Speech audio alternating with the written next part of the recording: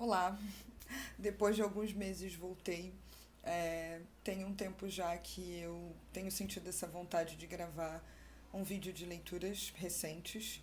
E na verdade, como já faz um tempo que eu tô com vontade de gravar esse vídeo, essas leituras já não são mais tão recentes assim. Mas eu sempre fico um pouco obcecada por tentar fazer algum vídeo que seja bem organizado e estruturado. E eu sempre fico pensando, bom, eu vou terminar tal leitura para poder finalmente gravar o vídeo, e sempre acabava postergando. E aí outras leituras acabavam substituindo por várias razões, enfim, relacionadas à pesquisa.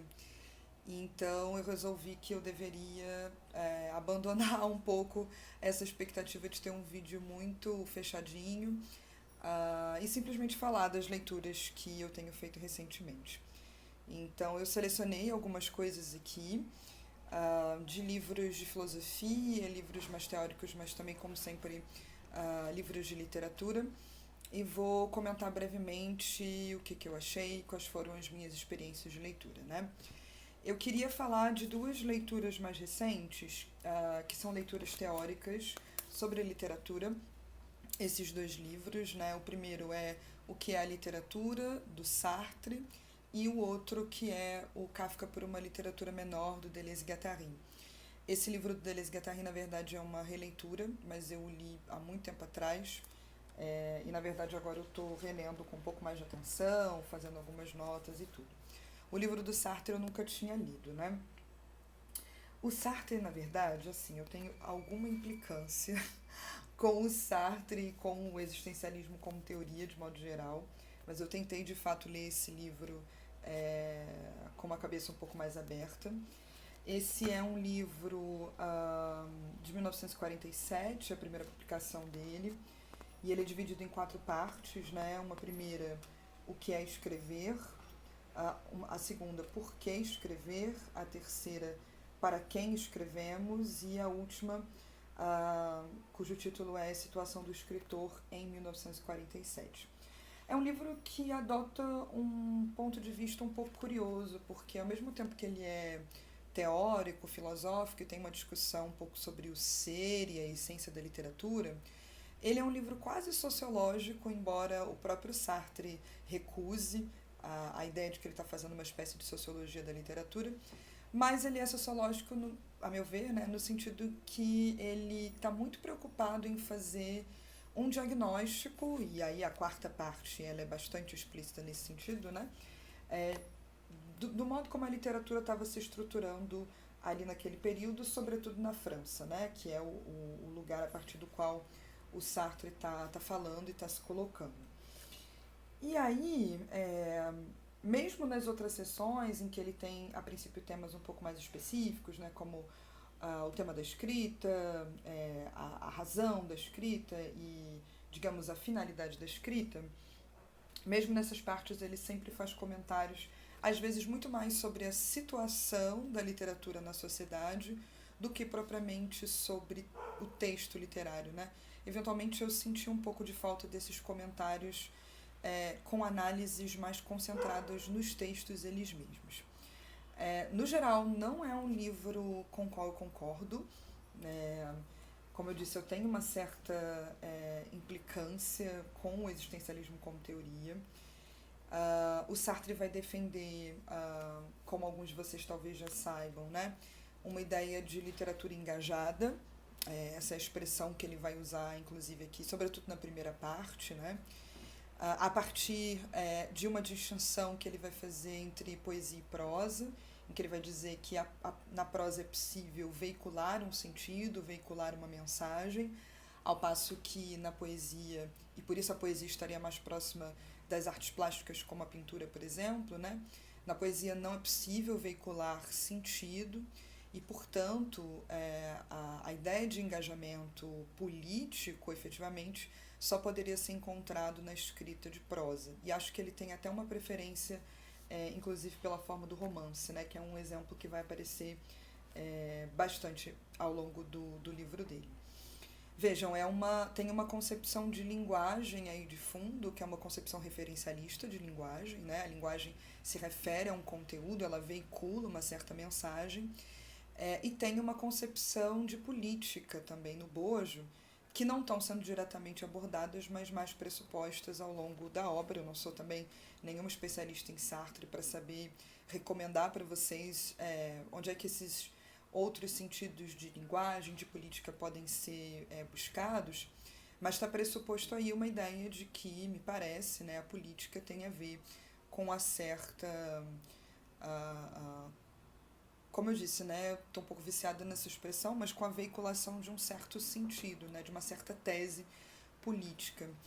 E aí, claro, né, a poesia não poderia adquirir esse mesmo sentido do político, já que ela não trata, não aborda a linguagem da mesma forma, né, como no paradigma da comunicação, né, em que você está, de fato, transmitindo uma certa mensagem. Vocês vejam como são ideias muito tradicionais, né, sobre o que é linguagem, sobre o que é política, e que não pensa, por exemplo, a política... como outros autores eu acho que, mesmo ao longo do século XX, vão pensar, aliada à estética de uma maneira um pouco mais íntima, né? E não necessariamente dentro desse paradigma comunicacional e referencialista de linguagem. Quer dizer, não há propriamente um argumento sartreano aqui nesse livro, por exemplo, que eu tenho encontrado, para recusar a ideia de que é possível ser político e unir estética e política num outro sentido que não seja o sentido da comunicação, né? Poderia-se pensar outros sentidos para essa relação entre estética e política, por exemplo, através da ideia de choque, por exemplo, através de uma certa ideia de mostrar, né, da imagem, etc. Além disso, o Sartre tem uma teoria que é particularmente humanista, eu diria, e com humanista eu quero dizer que coloca a ideia do humano no centro da abordagem literária, né? Então, quer dizer, a literatura ela é uma produção de seres humanos dotados de uma certa linguagem, de uma certa consciência, de uma certa subjetividade, de uma certa liberdade.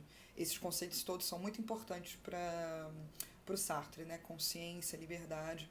Inclusive, para ele, eventualmente, associar a literatura com a política, porque para ele a literatura, a experiência de leitura, afinal de contas, ela vai ser uma espécie de negociação entre as liberdades, tanto do leitor quanto a liberdade do autor, né? E na literatura, a liberdade, essa espécie de voto, de doação, né, da liberdade que se dá nesse encontro entre as liberdades do autor e do leitor, é o que vai fazer com que a literatura possa se expressar maximamente somente no terreno democrático, né? E aí vocês vejam, né, tudo um pouco que me incomoda na posição do Sartre é muito mais como que ele vai trabalhar com esses conceitos sem propriamente questioná-los, né? Porque não me parece evidente que a gente tem de pensar a literatura no paradigma do humano. Inclusive, né, o Deleuze e Guattari vão defender, por exemplo, quando vão falar da ideia de literatura menor e do Kafka especificamente, uma maneira de pensar, eles vão chamar isso de devir, né?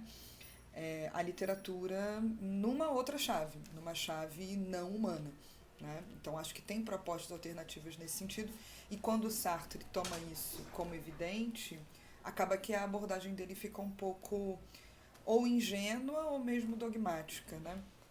E aí, para quem tem críticas, né, a essa ideia, a ideia do humano, por exemplo, né, a conexão da literatura com uma ética, ou seja, com uma certa maneira de viver específica, talvez não vá gostar, como eu acho que eu não gostei da abordagem dele. Mas, assim, foi uma leitura importante também para eu ter uma referência em mente de uma certa maneira, que eu classificaria como uma maneira mais tradicional de pensar a literatura, né? E que está preocupada, eu acho, em fazer uma definição do ser da literatura. Acho que a própria pergunta já está um pouco viciada nesse paradigma ontológico, né? E por contraste a outras maneiras de pensar a literatura que vão, me parece, abandonar a abordagem ontológica ou, no mínimo, redirecionar essa questão, né? Não vão pensar que a questão sobre o ser da literatura é a questão central. E aí, aproveitando, eu acho que dá para criar um contraste bem interessante com o que o Deleuze e Guattari vão fazer aqui no Kafka por uma literatura menor, como já diz o subtítulo do livro, né? É um texto que pretende dar uma definição. É quase, assim, acho que tem uma definição de literatura menor, mas, além disso, quase um manifesto, assim, contra a interpretação, para recuperar o título daquele ensaio célebre da Susan Sontag, né?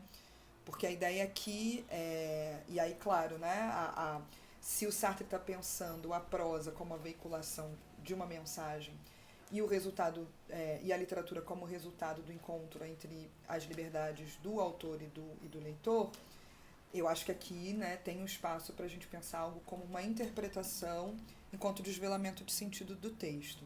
Ao passo que aqui a ideia é tentar fazer uma descrição da literatura. Não acho que do ponto de vista do ser, portanto, não do ponto de vista ontológico, da sua essência, mas sim do ponto de vista do seu funcionamento.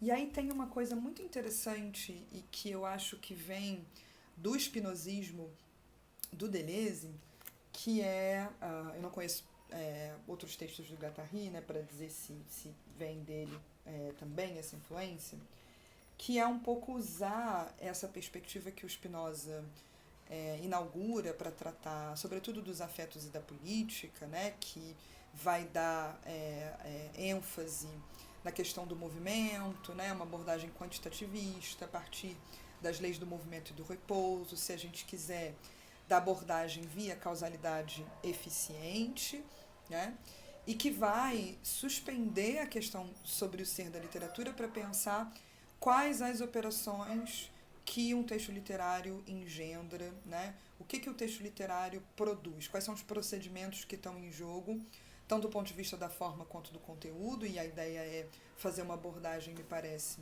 em que as duas coisas estejam reunidas, né? Evitando a ideia de escavar o texto em busca de um sentido profundo ou de um sentido último. É quase como se a abordagem ela fosse ficar numa espécie de superficialidade descritiva, né? E é claro que isso não é nenhuma crítica, é simplesmente uma outra maneira de pensar o que é a literatura. E eu diria bem menos metafísica por isso, né? Bem menos carregada de conceitos humanistas do que a posição sartriana, por exemplo, né? E aí, é claro, aqui eles têm um autor de preferência, que é o Kafka, então os exemplos vão ser organizados em torno dos textos do Kafka, né?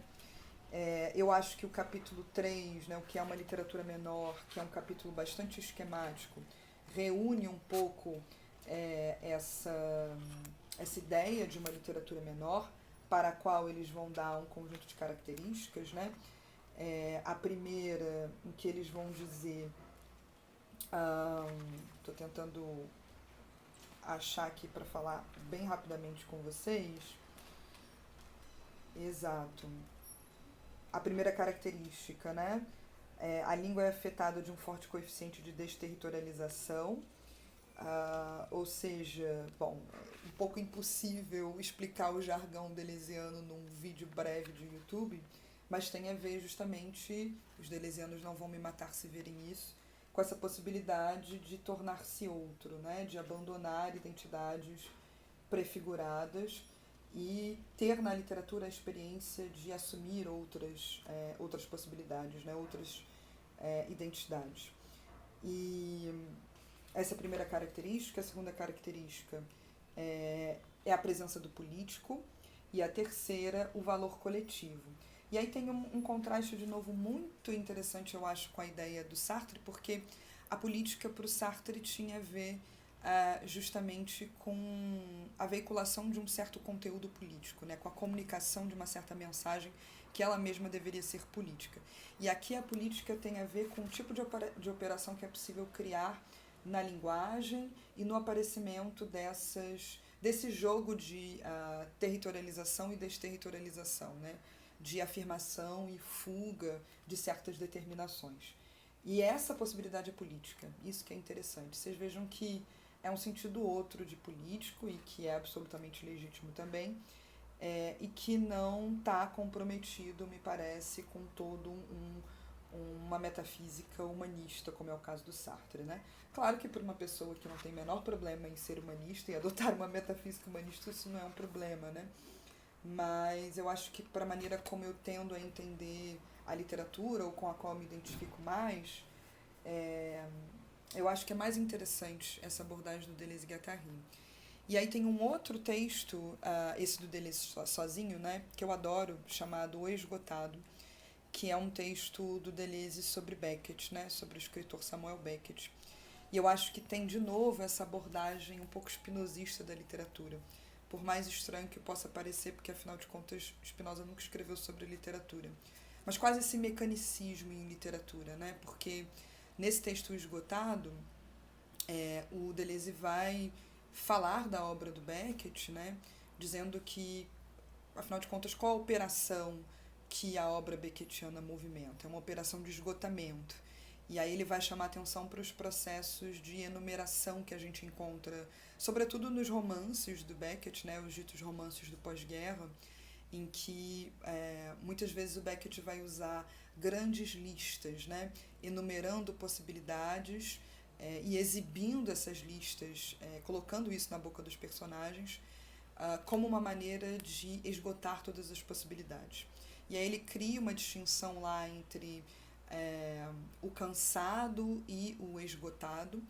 Então, o cansado seria aquele que enumera as possibilidades sem esgotá-las propriamente e ainda pensa as possibilidades numa lógica de meios e fins. E o esgotado seria aquele que enumera as possibilidades até a sua exaustão. E aí ele vai dizer que no caso do Beckett há uma espécie de literatura esgotada, em que todas as possibilidades são eliminadas, né? Eu acho essa uma maneira muito interessante de descrever a obra do Beckett e uma maneira não interpretativa de descrever a obra do Beckett, né? Se vocês forem procurar algumas leituras sobre Beckett, principalmente sobre esses romances, há muitas interpretações sobre Beckett que tentam colocá-lo um pouco nessa chave do silêncio, né? E de uma obra que não estaria preocupada com a inexpressividade, mas com a possibilidade de expressão de um certo silêncio a partir das experiências traumáticas da guerra, né? Depois da guerra não seria possível dizer mais nada. E vejam, é uma abordagem que me interessa só, assim, já desde o ponto de vista metodológico, porque eu acho que é uma maneira muito curiosa e não gosto muito dessa palavra, mas muito original de pensar o que é a literatura, tentando não atingir esse nível de expressividade. Tem várias cartas do Beckett que são muito interessantes nesse sentido e que parecem corroborar, inclusive, com a ideia de esgotamento que o Deleuze vai reivindicar, porque de fato ele estava muito preocupado não com a capacidade de elaborar uma linguagem rica, que ele vai identificar o próprio Beckett, né, no James Joyce, e ele vai dizer que o Joyce vai elaborar uma espécie de grande apoteose da linguagem, né, uma grande expressividade linguística, justamente, e que, na verdade, o Beckett estaria preocupado muito mais com a pobreza da linguagem, né? E é interessante pensar como esses romances do pós-guerra, por exemplo, ele escreve em francês, que não era a língua materna dele, como talvez uma maneira de adquirir mais facilmente, de alcançar mais facilmente essa pobreza da própria linguagem, né? Então, eu adoro essa perspectiva sobre a literatura, acho ela interessante, inclusive filosoficamente, e acho que ela dá um lugar interessante para a literatura contra um pouco essa abordagem da literatura como a ilustração ou a representação de certos conteúdos filosóficos. A relação entre filosofia e literatura não é simples de ser pensada, mas eu acho que tem... Enfim, é preciso ter cuidado para não diminuir, eu acho, o potencial da literatura, pensando ela como sendo algo só subserviente do ponto de vista do conteúdo para a expressão de uma certa teoria filosófica, né? Como se a filosofia fosse informar, digamos, o texto filosófico de alguma maneira. Bom, eu acho que tá bom, né? Sobre esses dois livros, para quem gosta de pensar literatura, eu acho que são abordagens contrastantes bem interessantes de serem pensadas. E agora eu vou tentar falar mais rapidamente sobre alguns textos de literatura. Só livros escritos por mulheres, que é uma coisa que eu tenho tentado fazer mais recentemente, né? Ler principalmente obras escritas por mulheres. E, na verdade, só literatura contemporânea, né? Que eu tenho lido mais recentemente. Eu entrei num momento de interesse muito grande pela forma do diário, que é uma coisa que eu comecei a praticar muito no fim do ano passado eu mesma, mas comecei a de fato ler teoria do diário, li algumas coisas, inclusive teóricas, sobre as quais não vou falar aqui, e li alguns diários também, para escrever uma apresentação que eu fiz no começo de outubro, que não está disponibilizada no YouTube ainda, mas que vai ser disponibilizada em breve, eu espero, no canal do LEC, do Laboratório LEC da UFRJ, Laboratório de Educação. Foi um evento muito legal, que misturou literatura, filosofia e psicanálise. Eu fiz uma apresentação sobre escrita diarística, com exemplos de textos diarísticos, mas também pensando a teoria dos diários, né? Usando principalmente o Maurice Blanchot e o Philippe Lejeune, que é o cara que escreveu, né, o texto sobre autobiografia, um texto meio fundador da abordagem literária sobre autobiografia, mas que pesquisou um pouco sobre diários também. E aí adorei, né? Eu fiquei o mês de setembro basicamente só estudando essas coisas. E por indicação do João, aliás, não, peraí, não foi o João, foi um outro amigo que me indicou. Eu tenho que lembrar quem me indicou. Mas eu li o Alphabetical Diaries, da Sheila Heti, que é um livro que foi publicado ano passado. Então, é um livro super recente, né?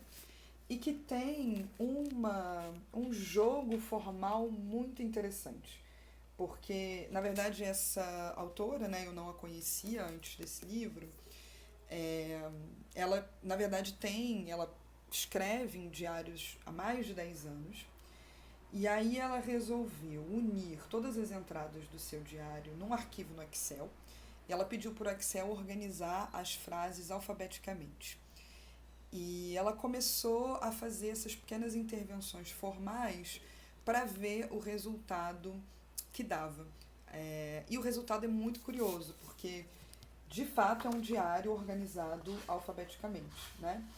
E aí vocês vejam, né? O Philippe Lejeune, por exemplo, ele tem toda uma discussão sobre como ele preferiria estudar diários não publicados em estado de manuscrito, porque para ele, a partir do momento em que o diário é publicado, há uma perda da autenticidade do texto original. E aqui, se for para falar de autenticidade como ausência de intervenção, a gente tem um texto que está a meio caminho entre o diário e a intervenção artística literária, né? Lendo algumas resenhas que foram escritas, como é um texto muito novo, a gente tem pouca bibliografia técnica sobre ele, mas a gente tem muitas resenhas sobre, a autora parece que ela mesma se inscreve nessa tradição do Oulipo, que foi esse grupo francês do século XX que estava particularmente interessado em pensar experimentações formais com a linguagem, né? Numa relação entre a literatura e a matemática, inclusive. O Perec, né, Georges Perec, fazia parte desse grupo, acho que é um autor conhecido, né, dessa meio que escola literária. E aí, o que é interessante, né? Mesmo que as frases estejam embaralhadas, a gente tem alguns nomes próprios que vão se repetindo, dos amigos e dos parceiros, né, parceiros e parceiras da autora. Então, é bem possível, ao longo da leitura, criar uma certa narrativa, uma certa imagem, como no quebra-cabeças, né? Aquilo ali está disposto de maneira desorganizada e caberia ao leitor, então, preencher certas lacunas a partir das deduções que ele pode fazer, segundo o material bruto que o texto apresenta. Agora, é possível não fazer isso também, e eu acho que não fazer isso gera um resultado igualmente interessante, ou talvez mais interessante, que é essa proliferação do eu para todos os lados, né? Então, se no diário a gente tem um pouco essa ideia de um eu que está por trás do texto, que organiza a narração dos acontecimentos da sua própria biografia, aqui a gente tem um eu que é embaralhado, desorganizado, caótico. O que não significa que a gente não vai encontrar, inclusive, beleza, porque ah, eu acho que um livro desses não funcionaria, ou talvez não funcionasse tão bem, se as frases não fossem muito boas também. Então eu acho que, além de tudo, a Sheila Hati cria ótimas frases. É, então é um livro que é muito prazeroso de ser lido também. Acho que a gente pode pensar que talvez ele fosse entediante, assim, mas ele tem um aspecto de uma repetição que também é formalmente interessante e acaba sendo conteudisticamente interessante para pensar esse eu meio fraturado e meio embaralhado. Então eu adorei essa leitura. Fico pensando no desafio de tradução. Não sei se é um livro. É, é, Enfim, é preciso pensar num princípio para organizar a tradução, se alguém fosse enfrentar a tradução desse livro, porque o aspecto formal necessariamente se perderia, né? Acho que, não sei, pode ser que algum tradutor seja capaz de pensar, mas a organização das frases, né, que é um aspecto bem estético, quer dizer, gráfico, né, visual mesmo, do livro se perderia. Mas recomendo muito a leitura do Alphabetical Diaries, gostei muito, exemplo de diário e de literatura contemporânea que eu acho que vale a pena ler. Bom, um pouco nessa mesma época eu li o Bluets, da Meg Nelson. Eu já tinha lido há muito tempo atrás um livro da Meg Nelson em português, traduzido, né, que se chama Argonautas, acho que é um livro que ficou muito famoso. Na época eu não gostei.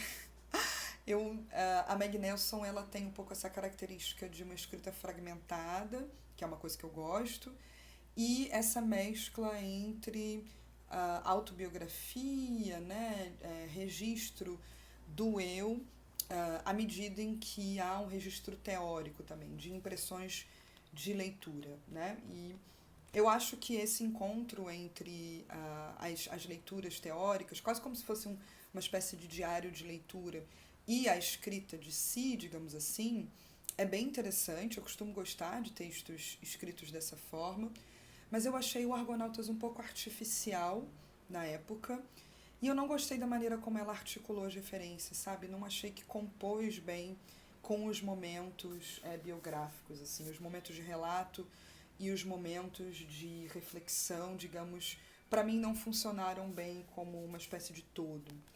E eu acho que no Bluets ela faz isso muito bem. Aqui eu tive a experiência de ler no original, né, li no inglês. É um livro também escrito em forma de fragmento, mas ele tem um princípio ordenador um pouco mais coerente, não sei se é a palavra certa, porque é uma longa reflexão e uma longa descrição da percepção e do amor que essa autora tem pela cor azul.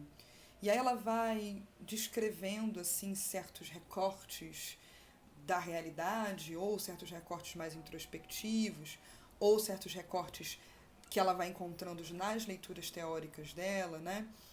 E que vão enfatizar essa presença da cor azul, né?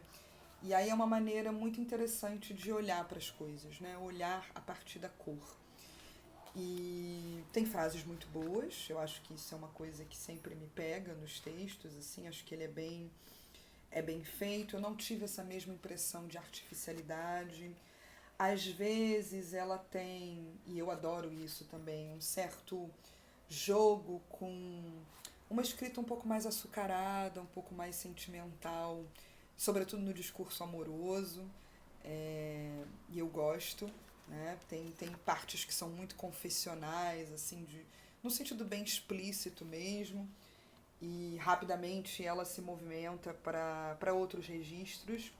Então acho que é um texto que tem uma pluralidade formal, mesmo que ele seja todo escrito na forma do fragmento, dentro dos fragmentos ela mesma vai operando um pouco essa mudança de ponto de vista, né?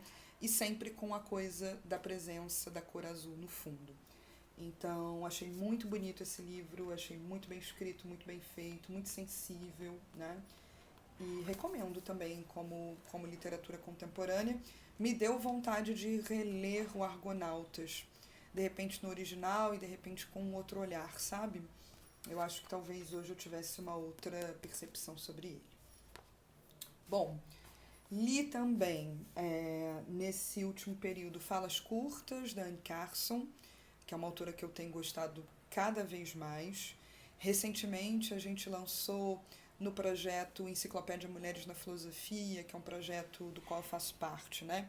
É um site em que a gente convida pesquisadoras e pesquisadores brasileiros e estrangeiros para escrever pequenos verbetes introdutórios sobre a vida e a obra de filósofas, considerando a ausência de material bibliográfico em português sobre muitas dessas autoras. A gente procura sempre convidar especialistas nas obras desses autores e dessas autoras, né? E a gente lançou recentemente um verbete sobre a Anne Carson, muito bonito. Eu fiz uma entrevista com a autora que está disponível no YouTube e também como podcast, no podcast da Enciclopédia Mulheres da Filosofia. Recomendo muito que vocês leiam e ouçam a entrevista, porque a Anne Carson ela tem uma obra que se situa nessa fronteira entre a produção teórica e a produção poético-literária. Ela tem uma obra bastante assistemática e ela vem sendo traduzida com mais fôlego recentemente no Brasil. E acho que esse material é interessante para pensar, ter uma certa visão mais sinóptica, né, da obra dela e dos conceitos com os quais ela trabalha. Então, tem muitas coisas interessantes a dizer sobre ela. Eu gosto muito da maneira como a Anne Carson trabalha com esses signos da tradição. Acho que tem uma maneira de lidar com o cânone, né? E no caso dela, sobretudo da literatura e do pensamento antigo, pensamento clássico, sobretudo, que é muito criativa e imaginativa. E é muito difícil, eu acho, atingir esse ponto de vista que seja ao mesmo tempo rigoroso, assim, e é uma perspectiva que vem muito do trabalho técnico, mas que seja que tenha uma certa fabulação, né? Que tenha uma certa criatividade ao mesmo tempo. Reunir rigor e criatividade eu acho que é uma tarefa que eu gostaria de atingir como pesquisadora e que eu acho que é difícil e que a Anne Carson faz muito bem. E o Falas Curtas eu acho que tem um título já autoexplicativo, né? Saiu pela Relicário, com tradução da Laura Erber e do Sérgio Flaxman. Ela vai falar sobre muitos temas, né, nesse registro fragmentado. Aliás, eu li bastante coisa em formato de fragmento recentemente. E a minha fala curta favorita, eu acho que eu vou ler rapidinho, que se chama Fala Curta sobre a Leitura. Essa é uma edição bilíngue, inclusive, né? Então, acho que vale a pena para quem quiser comparar com o original. Eu vou ler esse fragmento chamado Fala Curta sobre a Leitura e vou fazer um comentário brevíssimo sobre por que eu gostei dele. Ela diz assim, preciso pegar meu óculos para ler, senão não vou enxergar nada. Alguns pais detestam ler, mas adoram levar a família em viagem. Alguns filhos detestam viagens, mas adoram ler. Engraçado como é frequente se encontrarem no mesmo automóvel. Vislumbrei os estupendos ombros nitidamente definidos das rochosas por entre parágrafos de Madame Bovary. Sombras de nuvens percorriam lânguidas o imenso pescoço de pedra. Delineavam os flancos plantados de abetos. Desde então não posso ver pelos em carne feminina sem me perguntar, decido-os? E ele termina aí.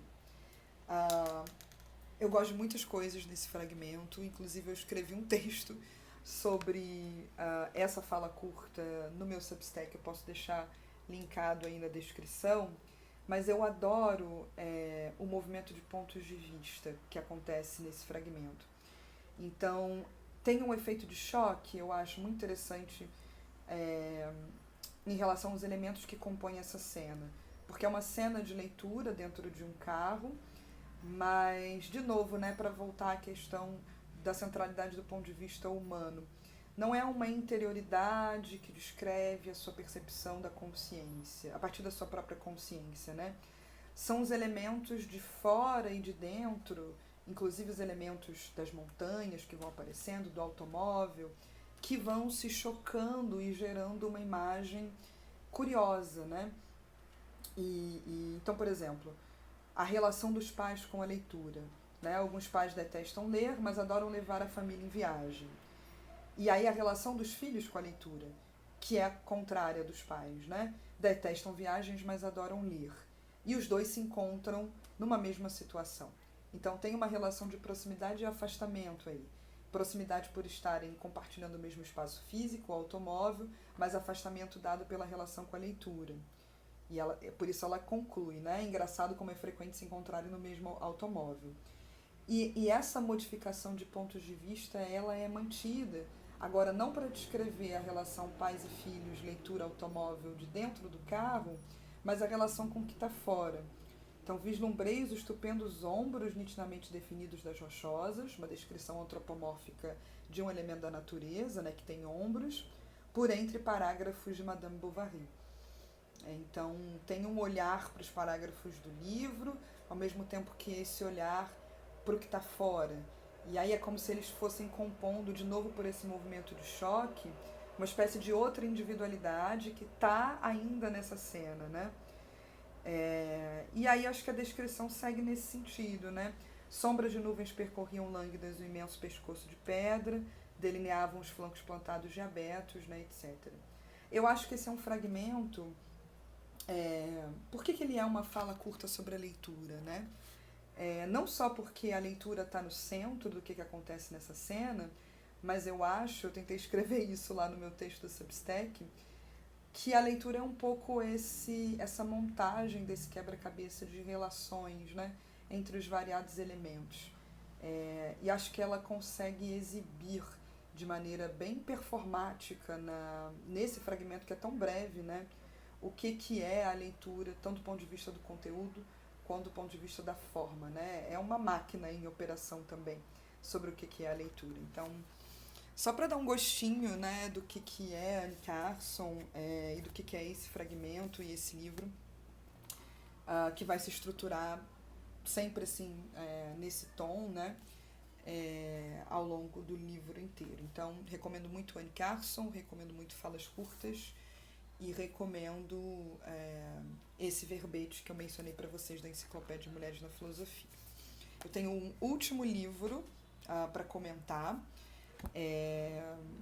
Esse eu já li faz algum tempo, eu não vou ter de cabeça assim, muito bem elaboradas as críticas que eu tenho a ele, mas eu li O Ruído de uma Época, da Ariana Harwitz. A Ariana Harwitz é uma escritora que eu gosto bastante até. Ela escreveu uma trilogia de romances chamada, acho que ficou conhecida como Trilogia da Paixão, e aí tem o Morra Amor, A Débil Mental e Precoce, que são livros que eu acho geniais, assim, tem uma escrita em fuga, que me lembra um pouco a Nelly Arcan, sobre a qual eu já falei aqui, que eu acho maravilhoso, mas que, curiosamente, esse livro aqui não é um livro de ficção, né? Não é um livro literário, digamos assim, é um livro de não ficção. É um livro um pouco mais reflexivo, em que ela vai pensar e diagnosticar o estado atual da literatura, né? E eu acho que é um livro, do meu ponto de vista, muito equivocado politicamente. A Ariana Harwitz tem uma crítica ao que ela vai chamar dessa abordagem identitária em literatura. E eu acho que tem muitas vezes assim uma perspectiva muito ressentida em relação a uma literatura, né, que acho que de fato tem se tornado muito popular nos últimos anos e que tem a ver com a certa expressividade de certos grupos minoritários e anteriormente marginalizados na literatura, mas ela faz umas comparações assim que eu acho não apenas exageradas, mas assim injustas mesmo, né, e politicamente equivocadas entre esse tipo de discurso e uma certa perseguição à liberdade de escrita, né, como se essas perspectivas impedissem ou obstaculizassem uma visão da literatura como campo em que é possível dizer tudo, né? Então, foi um livro difícil de ler, assim, porque ele me provocava um pouco essa reação de crítica mesmo, né? Para não dizer que eu não gostei de nada, em alguns momentos ela defende que a literatura é o campo, ou que na literatura é possível experimentar essa aniquilação da própria identidade, que a literatura tem a ver com a destruição da própria, do próprio terreno, digamos assim, do próprio lugar de conforto. Eu gosto dessa associação entre literatura e destruição de si, literatura e aniquilamento de si. Inclusive, eu tentei pensar se é possível que na escrita diarística a gente encontre igualmente essa ideia de aniquilamento, mas ela vai retirar uma outra consequência disso, né? Ela vai retirar a ideia de que, bom, se a literatura é uma destruição plena de si, não é possível, então, afirmar certas identidades. E eu não sei se isso é correto, né? Quer dizer, toda afirmação de identidade seria necessariamente dogmática, seria necessariamente fascista, né? Porque é um pouco essa a conclusão dela. Fazer uma literatura, entre aspas, identitária, também odeio essa expressão, seria fazer uma literatura limitada politicamente, esteticamente? Eu acho que não. Eu acho que dá para pensar a ideia de afirmação, como afirmação de uma pluralidade de identidades, também como destruição de si. Né? Eu não tenho como elaborar filosoficamente essa associação aqui, mas quer dizer, aquilo que ela pensa como destruição e indeterminação plena, eu acho que dá para pensar destruição e afirmação também, conjuntamente. E evitar um pouco esse discurso que no fim das contas é muito ressentido, né? Sobre, hoje em dia, aí volta aquela coisa meio, hoje em dia não se pode falar nada, né? E a crítica do cancelamento, etc, etc. Então, foi um pouco decepcionante para mim ler esse livro. Eu já sabia mais ou menos que ela defendia essa posição um pouco pelas intervenções dela no Twitter e tudo. Mas, assim, se eu tivesse que retirar uma ideia que eu gostei desse livro, seria essa, assim. Mas, enfim, continuo gostando. Acho que ela escreve muito bem, maravilhosamente bem, nesses outros romances que eu citei para vocês, que estão todos traduzidos para o português, eu recomendo bastante. Esse aqui, né, O Ruído de uma Época, Aforismos, Correspondências e Ensaios, saiu aqui no Brasil pela editora Instante, e foi traduzido, acho importante mencionar, pela Silvia Massimini, tá? Em 2024 saiu esse livro.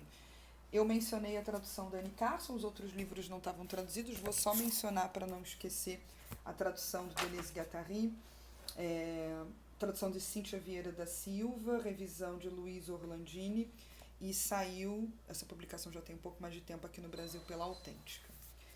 É isso, gente, eu tô contente de ter conseguido falar um pouco sobre essas leituras, digam o que vocês acham, se concordam ou discordam com essas perspectivas, e vamos ver, eu quero fazer, tenho algumas ideias para fazer outros vídeos, vamos ver se eu consigo me animar para voltar com o canal de maneira mais assídua. Então, quem sabe até a próxima. Não vou prometer nada, mas quem sabe até uma próxima.